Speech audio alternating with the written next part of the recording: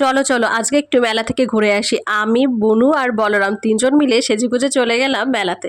আমার বুনু তো আগে থেকে বায়না করেই রেখেছিল যে জিজু বাড়িতে আসলে আমাকে ঘুরতে নিয়ে যাবি, তাই বললাম বুনুকে চল সকাল সকাল গুছিয়ে নিই, আমরা তিনজন মিলে আজকে মেলাতে যাব। এই আগে একটু ঘুরছিলাম, তার কারণ মেলাতে কোনো কিছু খাওয়া দাওয়া বা কেনার থেকে আমার সব থেকে বেশি যেটা ইম্পর্টেন্ট সেটা হচ্ছে ঘোরা।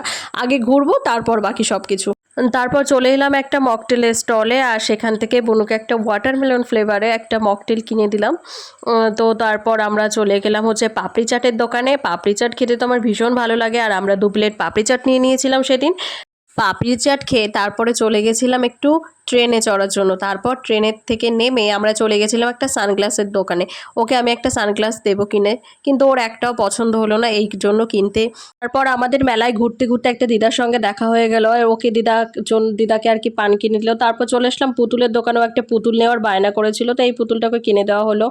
তারপর চলে গেলাম রেস্টুরেন্টে, একটা মোগলাই অর্ডার দেওয়া হলো। আর মুখটা দেখো এমন একটা পেঁচির মতো করে আছে, মনে হচ্ছে ওর জন্য কি একটা দুঃখ হয়েছে। তো আমি আর তেমন কিছু কিনিনি, তো এই দুটো জিনিসই কিনেছি আর কি। তো মেলাটা ভীষণ ভালো লাগলো, ভীষণ সুন্দর এনজয় করলাম। ভেবেছিলাম আর একটা দিন দুজন মিলে যাব, কিন্তু সেটা আর সেই সময় সুযোগ আর হয়ে ওঠেনি, তো তিনজন মিলে ঘুরলাম, বেশ ভালো কেটেছে। তো ভালো থেকো সবাই, আজকের মতো এই পর্যন্তই, টাটা।